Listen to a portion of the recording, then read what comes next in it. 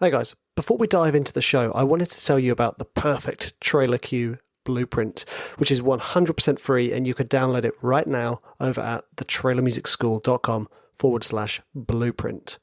Now, this blueprint will help you to completely understand the structure of trailer music, how to build tracks that will be more licensable and have more impact and capture the right people's attention.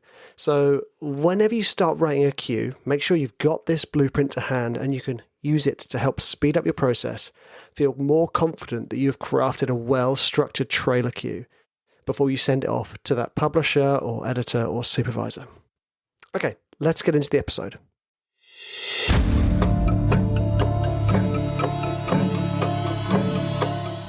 One man with one microphone. Welcome to the Trailer Music Composers Podcast. Hey guys, welcome back to another episode of the Trailer Music Composers Podcast. Today I've got myself a little pickle. Not an actual pickle, not a gherkin for those in the UK. I've got myself this quote. So I started running ads midway through last year to promote my courses, which was like a wonderful experience and a horrible experience all at once, because what it does is it opens you up to be absolutely torn apart by the people on social media, which, I accept, because if you're going to broadcast your message, you have to sort of take into account that you will get some negative words from some people, no matter how famous. Anyway, one of the most common things that I noticed in the sort of barrage of bickering and arguments that ensued on my ads, apart from, slating me, which is fine. Well, it's not fine. It wasn't nice at all. But, like I said, it is what it is. One of the most common things people said about was this, and I quote, "I don't want to pigeonhole my music." Right. Note the sarcastic chuckle after I said that. Now, I, like most of you, started off in a band, And when you're in a band, if you were the songwriter of the band or aspiring songwriter of the band, you would have done the same thing I would have done, which is, approached every song I wrote like a masterpiece, where no one else understands how complex and wonderful this really is. No one understands the subtlety of my art. And I want to bring that last word up, art. And just heads up, guys, this is a bit of a ranty episode. Not like angry rants, but the interesting thing is, I feel like I am entitled to respond to this because I make a decent living writing music. Tick. Dream achieved, right? So this whole idea of pigeonholing your music, I find utterly intriguing, because on the one hand, you say, I don't want to pigeonhole my music, but on the other hand, if you asked those same people that say, I don't want to pigeonhole my music, you'd say, well, what type of music do you write? And they'd say, well, I write heavy rock. Well, you're pigeonholing yourself, All the others are, oh, I write, Europop, EDM. Well, you're pigeonholing yourself. What that basically means is you're finding a niche, or in the States you might call it a niche. And the response to my ads was, I wouldn't want to pigeonhole my music into just being trailer music. Now I want to put a bit of context to my response, because I started out in advertising. Not in advertising. I started out in a band, and then obviously went into writing music for ads, product advertising, not so much movie advertising. I'm still in advertising because that's what trailers are. Then I went into library, then I went into sort of corporate films, done some feature work, done short films, I've done contemporary dance, scoring. When I was sort of advertising myself as a composer, back those days, it would be Richard Prynne, because that's my actual name, although Richard Schreiber is my sort of artist name is myself in the successful version. Richard Prynne, media composer. And I'd go in trying to do everything for everyone, you know. Short film director would email me saying, hey, I really love Hans Zimmer's score to Inception. Can you do something like that? And I'd say, yeah, of course. And then I'd have corporate clients coming in saying, yeah, we want to use Coldplay, but we can't afford Coldplay. Can you do Coldplay? Yeah, of course. And then I'd have the music library saying, hey, we've got this quirky acoustic. Can you do quirky acoustic? Yeah, of course.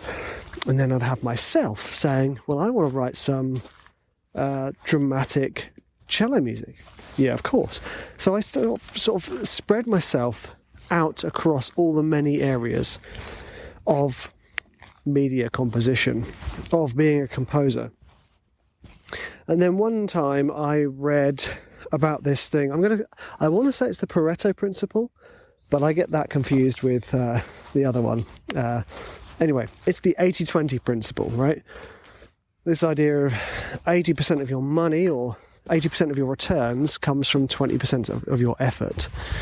And I kind of looked at my portfolio of work and realised that 90%, maybe even 95% of my return, i.e. my income, was coming from maybe 5% of my effort, which was writing trailer music for Elephant Music.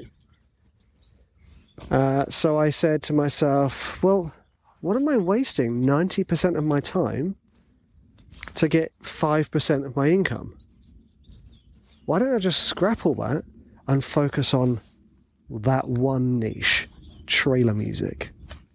I mean, that trailer music in itself isn't even a niche musically, because there's so many different genres and styles within trailer music. It's just a means to earning money from licensing your music. So that's what it is. I doubled down on my relationship with Vic and Elephant Music, and it quite literally paid dividends. It was, the difference in my income was sort of 4x, which is huge. And then here I am today, obviously. So that was me pigeonholing myself. But the ironic thing is, I'm not pigeonholed in any way, shape or form. Richard Schreiber is known for writing trailer music. And I've used that as a bargaining chip. I've used that to my advantage to create the trailer music school. Hey guys, I know what I'm talking about because I do it. It's that type of thing. Again, I'm pigeonholing myself. But the funny thing is, I haven't pigeonholed myself at all, because I can still write music for anything and everything. I write ambient music that landed on some amazing playlists on Apple Music and quit in. It's a really interesting concept, and there's a saying I hear the American entrepreneurs saying, and the reason I'm saying American is because we call them niches over here. So this saying doesn't work if you're pronouncing it like an English person. So the saying is, the riches are in the niches, which I love. Again, it would be like riches are in the niches here, which doesn't work. Riches are in the niches, so the riches are in the niches. The whole idea with the sort of online entrepreneurial space is that you focus on your niche, which is basically the area you want to talk about, or the area you want to produce content in. And this idea that choosing a niche will limit you somehow, I just find speaks volumes about this person's fear. About these people's fear of advancing.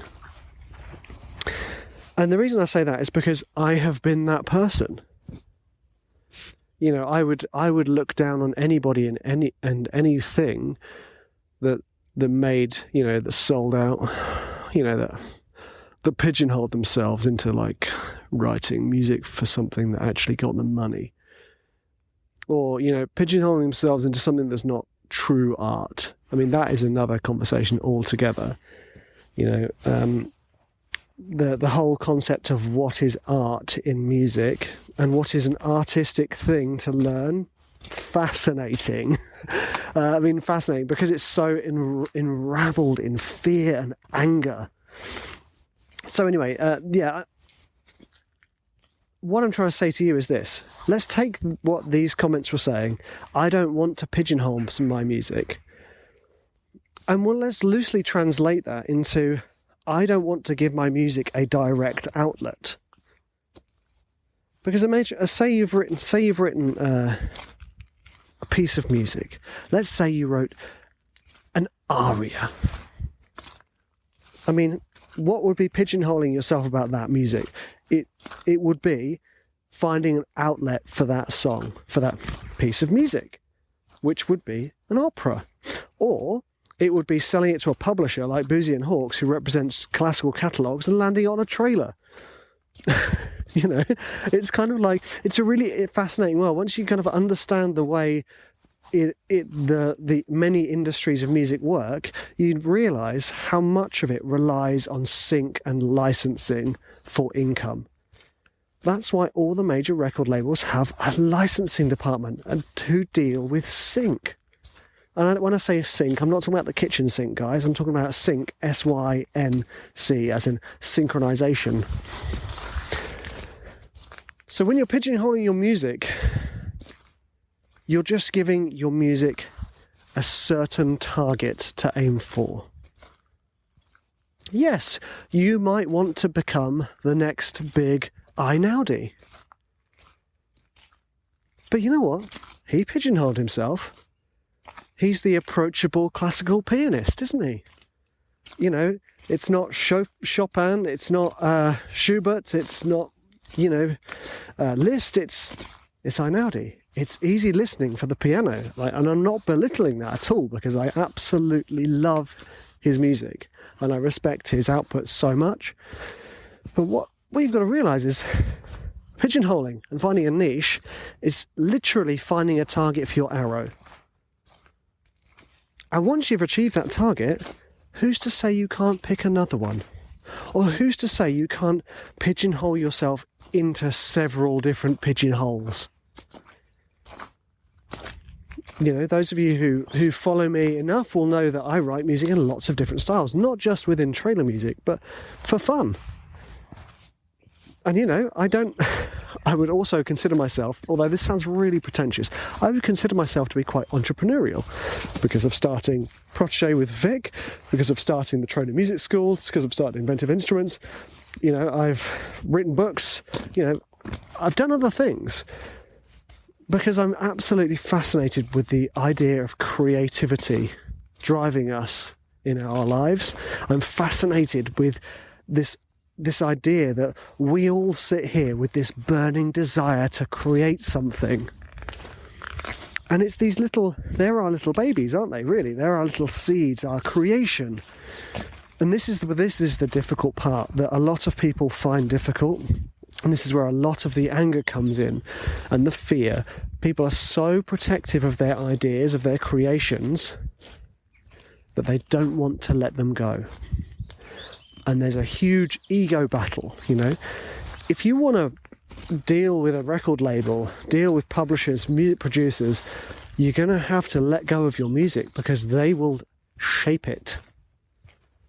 You know, my first experience working with a music producer was working with Skunk Anansi's guitarist, and I forget his name now. He produced my band for a while, and that was like I basically felt like I was being metaphorically slapped in the face. This is my arrangement, sir. How dare you improve it? You know, that was a real big lesson for me. All of a sudden, like one of these guitarists, songwriters that I've listened to throughout my teenage years was sort of telling me how to write better. On one hand, I was like, thank you, sir, this is an amazing opportunity. On the other hand, I was like, screw you, this is my music. And you have to just let go of that fear, because that fear is the same voice that will then generate comments like, I don't want to pigeonhole my music. Or generate even worse comments when you start putting other people down for what they've done in the music industry. Yeah, I'm pretty happy with this. I think this is a good one. So how can we take this negativity and put a positive spin on it? And I suggest this to my students as well, look for the areas in music that intrigue you and that excite you. And pursue that. And that is what I would call pigeonholing your music. But not in a negative way. You are literally sending your pigeon home. You are giving it a place to live. It's kind of like if bloggers didn't pigeonhole their blogs, no one would find them. It's called SEO. You've got to name it so people can find it. So I want you to think about, how can you find your niche? How can you find your pigeonhole so that you can focus more intensely on that direction? For me, it started off as piano stuff. Thanks to Christian Henson for his soft piano he released through Spitfire Labs when it was the donationware, because that inspired me tremendously to write 5 albums of piano music. I mean, I tell that story all the time because, again, he was doing service. He was giving this instrument away for £2 for charity. So find a way to focus your creative outlet, creative output. For me, the focus was writing for Elephant. I kind of said adios to almost every other library that I worked with, not out of spite or anything, but I realised that I had a good thing with Elephant and Vic, so I focused on that. And I want you to do the same. Don't fear pigeonholing. Let go of your music and share it with the world. And I mean that in the nicest way possible, because if you're listening to this, you're a creative person. If you're listening to this, you are almost certainly a creative musician who writes or aspires to write their own music. So find your niche, that thing that excites you and intrigues you, and just write it and learn it and suck it up and sponge it and, all those kind of gross ways of saying absorb creativity and let it out into the world. Yeah. You guys, absolute legends. Thank you. I'm so glad you take the time to listen to this. I really do hope it helped. Again, apologies if there was any kind of bitterness. But I'm trying to put a positive spin on it. I'm trying to take this thing that happened and help you guys. Because actually, pigeonholing myself into trading music was, for my career, the best thing I've done. So, joke's on you. Or joke's on me, I suppose, in a good way. Anyway, I'm losing myself. Have a lovely week, guys, and I will see you. Wait, no, I won't see you in the next week because it's a podcast. I don't see you at all. I'll hear you. No, you'll hear me. Anyway, head on over to the Trading Music School. I've got a cool little free cheat sheet, by the way, so grab that, and I will speak to you next week.